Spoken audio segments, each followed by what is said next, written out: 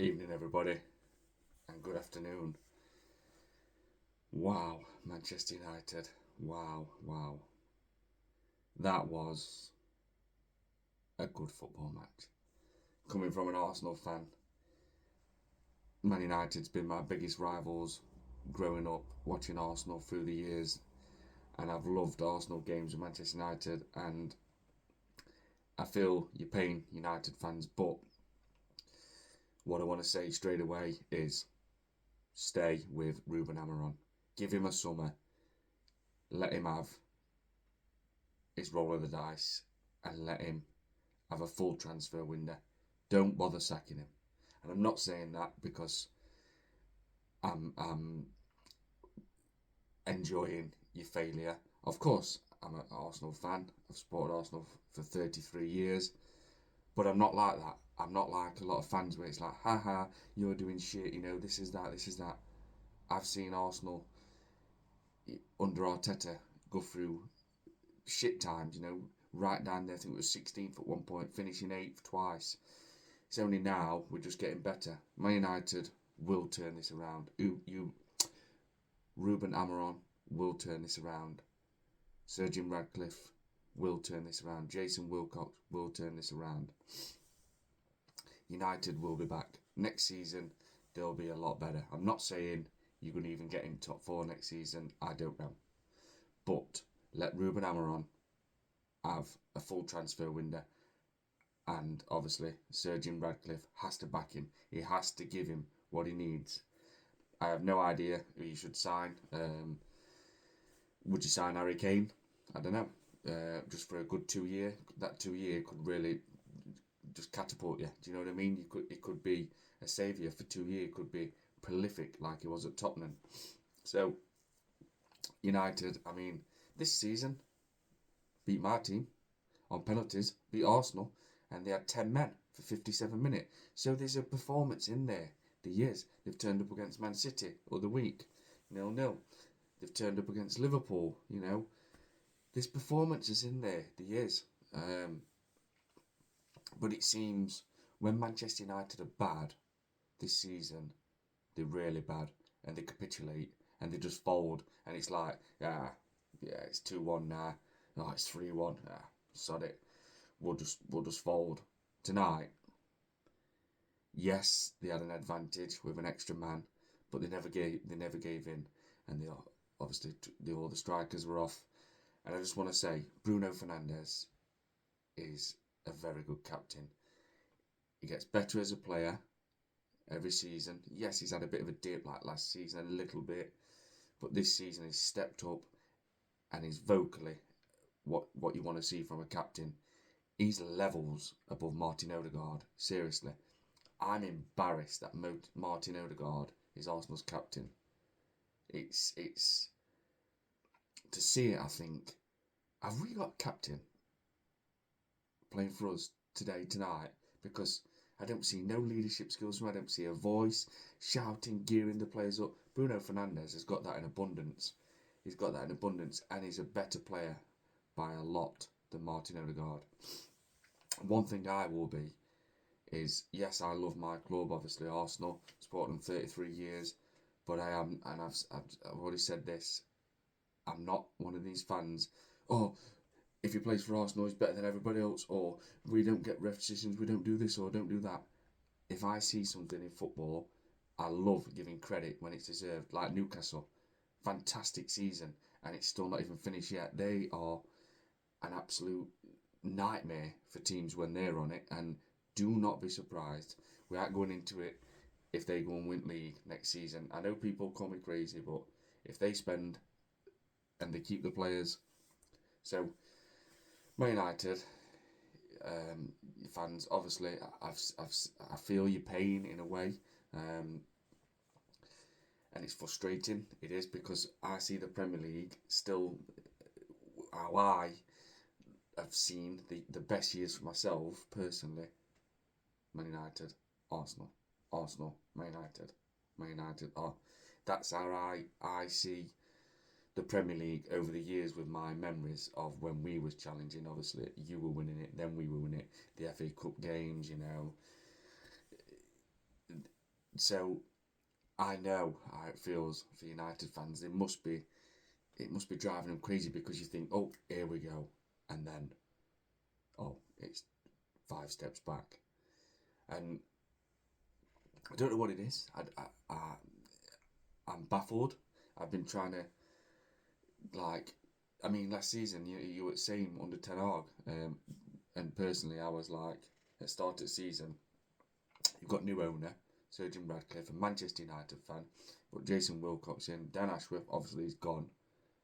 Why start your season with Ten Hag? Now people will say now we'd rather have Ten Hag than Ruben Amorim. I get that, you know. I'm not a Man United fan, so they'll know more than me. But it's like building a gym and having all your bench pressing, squat rack,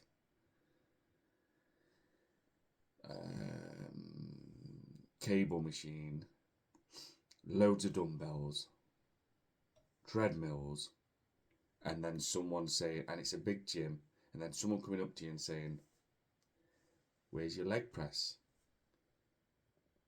We ain't got a leg press. What do you mean you ain't got a leg press? No, we don't have a leg press. And it's like someone saying, well, you've got all these things, dumbbells, squat rack, cables, treadmills, loads of dumbbells, and you ain't got a leg press. No. People are just going to be like, well, why would you start up and miss that like key ingredient, you know what I mean? So that's how my friend at work, I kept saying to him, why have they started with Ten Hag? And he were a bit baffled. He couldn't really get his head around it. And I'm like, you've got all these people, like the hierarchy's changed at Man United. Why have they started with someone who a lot of fans don't like? But I guess, you know, winning the Carling Cup, Carabao Cup, and the FA Cup has put money in his bank, in Ten Hag's bank, and that's where I think he ended up staying. But I think I've seen on the interview with Jim Radcliffe does kind of regret starting the season with Ten Hag, and I just think that Ruben Amorim is a good manager. I used to watch him for Sporting. He always used to be changes his image a little bit. He used to always be sporty, like in a grey night jumper, I think he was. But he was always busy. He was always on the touchline and watching like a hawk.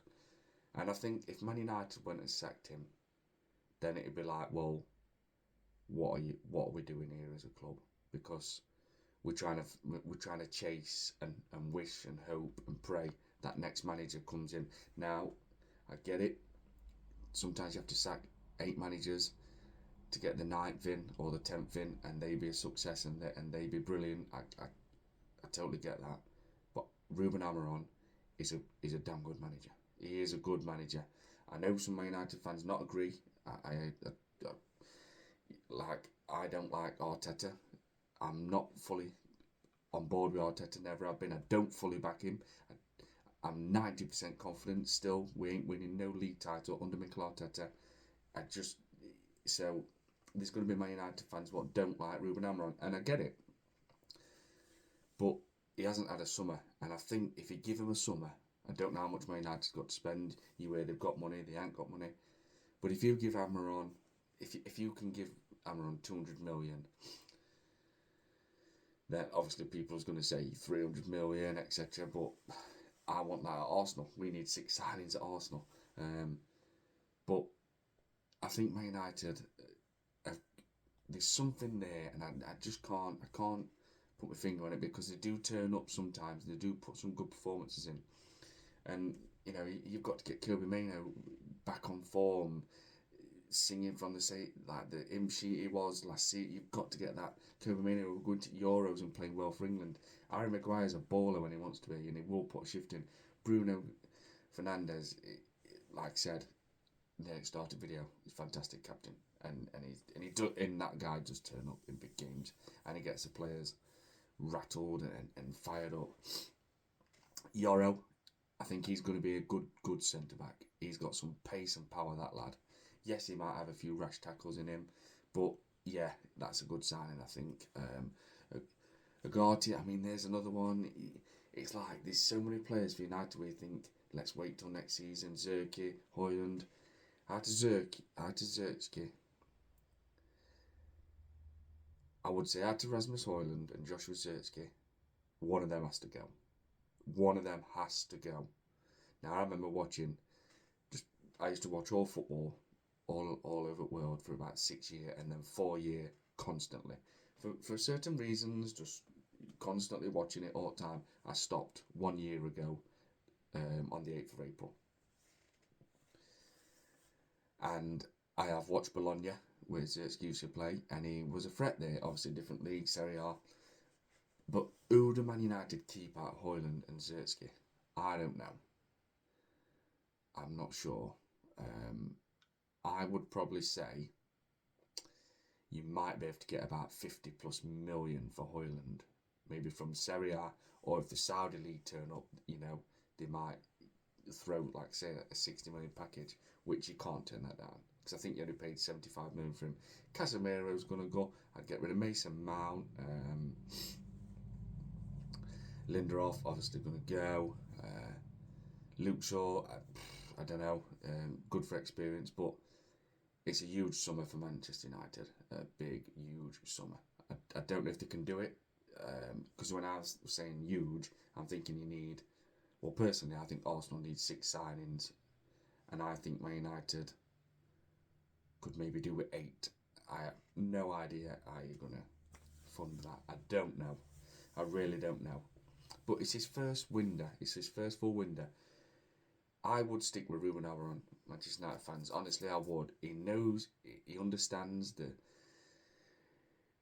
philosophy of Manchester United. It's about winning, what it takes. In that interview, he said, if I'm not here, then that's what did he say?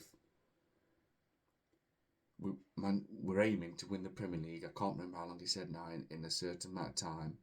If that's not me, so he understands how big Manchester United are as a club. And you will be back. You will be back. Man United will be back. I'm not saying next season you're just going to come flying in and bang, challenge for the title. I'm not. You might struggle to even get 4th, but I believe Manchester United will be so much better next season. And they've got some players already there. You've got some players already there. What are good. You just need, I would say, excuse me, I would say 8. And people might be like, well, that ain't going to happen. No, it probably won't. We've never gone that extra mile with Arsenal. We've never signed. If we need 6, we'll sign 4. Or if we need a 4, we'll sign 2.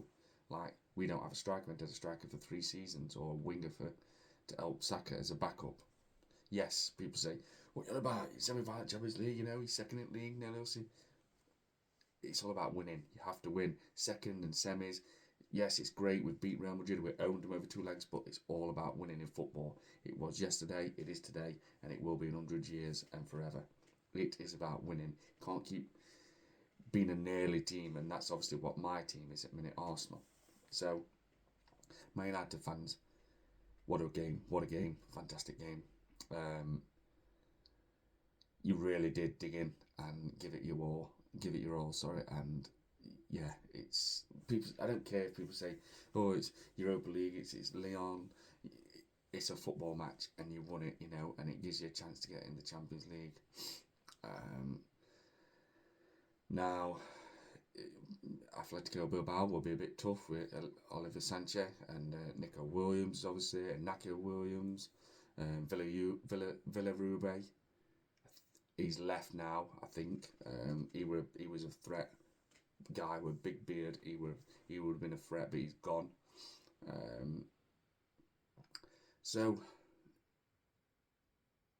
I don't know if you'll win that. I don't know. I'm not sure. But give Ruben Amorim a summer and just see what he can do. Enjoy, unite, everybody.